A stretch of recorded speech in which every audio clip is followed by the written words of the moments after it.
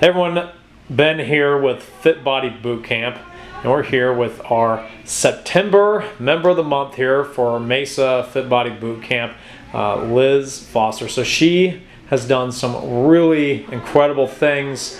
You know, I think has really overcome more struggles than many have, you know, since being here. And I think that she absolutely deserves this. You know, even with as we're in the middle of this challenge, that she is now a team captain and doing some great things. So Liz, I'll turn it over to you. Like, what, you know, I guess kind of where were you at when you came in here for the first time? So I came in October and I actually started a Groupon. My friend Melissa encouraged me to join, and I was skeptical because I hate going to the gym. I hate doing the same thing every day, getting on a treadmill, whatever. It's just boring. And so my first class, I actually wanted to leave in the middle and quit, but I like that it was 40 seconds max, because someone that has a short attention span, you move on to the next thing, and anybody can survive for 40 seconds. So I started, and I was trying to get healthier. I've been overweight my entire life, ever since about second grade, and so I started it, and then I met with Ben, and actually I wanted to punch him in the face when I was done with my first meeting, because I was really mad, and I told Melissa I'm never coming back again. And so at the end of my Groupon, I ended up joining, and it's gotten easier. And as a kid who grew up on a ranch, I like the physical hardness of it. The workouts, I like that we have nutrition help and things like that, but I also like that we work out as a group, and new people can come in, and everybody's basically the same way, and we encourage each other. So that's kind of why I stayed and why I joined and why I like it so much. Well, Liz, that's interesting. I didn't know you wanted to punch me in the face, so that's new information for me. But you know, I think also tell everyone just a little bit about some of the results, but also I think just with your recent battle with cancer, and talk about just some of the for one, like I said, results, but also some things you've overcome, you know, since you've been here. So this year's kind of been a growing year for me. When I started at the gym, I actually was on the plan. I was going to have weight loss surgery, and Ben and I talked, and he was like, "Don't do it," and I was like, "Okay." And so over the course of my working out, I actually was planning on quitting and not doing the surgery. Come February, I was scheduled to do an EGD, where they run a scope down you. It's one of the tests for having surgery, and I actually was going to cancel. And again, my friend Melissa, we had worked out, she goes, "You know, with all your stomach problems, I think you should go and do the test and then quit the surgery process afterwards." And in the process, that Friday I went, and I remember waking up in recovery and my doctor saying, "You know, I found some polyps in your stomach. We usually don't do anything with them, no big deal, but I took them just as a precaution." And so I said, "Okay, fine." Well, that next Tuesday I had a meeting at work, and my doctor called me 3 times during that 2-hour meeting. And I didn't pick up the phone, and when the meeting was over, he called me again, and he said, "Those polyps came back cancer." And he goes, "So I need you to come back in. We're going to schedule a new EGD, because we need to tattoo that portion of your stomach, so when we do surgery, we can take it out."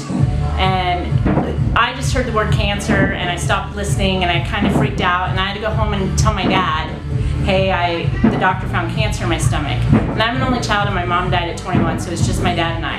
So I didn't know how I was going to explain that to him. So I went through the process of getting my stomach tattooed 2 weeks later, and then in May they went in and they took out 80% of my stomach, and they sent it off for testing. The polyps, thankfully, were cancer, but the stomach lining that they were attached to was not. So I'm blessed I didn't have to do chemo or radiation, but I do have to be checked every year. But they took 80% of my stomach, and so like I'm dealing with some things that most people don't have to deal with. Like my food diet drastically changed. I can no longer have sugar. I can no longer have anything that bubbles. I'm currently, my hair is falling out because my body doesn't absorb enough nutrients, even though I take 7 vitamins a day. And so just the process, I know it was God's planning for me to go through that test to find the cancer, because if I wouldn't have taken that test, I would have never known I would have had cancer, and it would have been too late when they finally figured it out. So I've kind of gone through that. I struggled my first couple weeks back after surgery, after I had to wait the 6 weeks, because working out again was hard. I had no energy and I had no muscle, and I couldn't do it. And I actually almost walked out of the workout that day, and I started crying Patrice said, no, you can do it, just stay and you'll be fine. And so slowly but surely we've been building up, but it really made me stop and have to reassess my health and why working out and being healthy, eating right is important, because that's your life, and when you're faced with something like that, it makes you reassess your priorities. And my family has a history of heart disease, and that's one of the reasons why I started working out and being healthy. Was my dad had had 2 open heart surgeries, and actually 2 weeks ago he had his 3rd open heart surgery. And I don't want to be 56 like he was when he had his first open heart surgery. I want to hopefully never have open heart surgery, because I'm a little bit vain and I don't want to have a scar down my chest. Yeah. Well, Liz, so, you know, and I think just that in itself, most people would have used that as a reason to give up. And you have gone through some major hurdles. But, you know, that's kind of the definition of a champion, is that you don't give up. You know, that when things get tough, you have your mind set on a goal. And just, you know, even just some of the other results, like how much have you lost since being here? So I've lost around 60 pounds. And for me, it's amazing. I've never been able to shop in the normal section of stores. The last time I wore a size 14, 16, I was in 8th grade. I'm 41 years old now. I now weigh less than what I did when I started my senior year of high school 26 years ago. That's awesome. But all of that to me is just the icing on the cupcake, but to have my health. I don't hurt like I used to. I mean, I used to hurt, my bones hurt all the time. I had asthma really bad to the point I was using 2 different inhalers multiple times during the day. I haven't used my inhaler since May. I don't hurt like I used to. And so for me, the benefits of being healthy far outweigh being able to shop and have cute clothes. Well, that's awesome. I mean, really, Liz, I mean, you have an amazing story. I think that really you're an inspiration to so many, as now being one of the team captains for our current challenge. So, you know, the one last thing here is, you know, think about where you were mentally. First time no one's ever said anything to you about this place.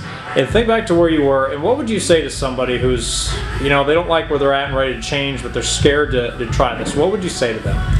That it sucks when you don't like yourself and you turn to foods and things that aren't going to make you healthy to try and find comfort.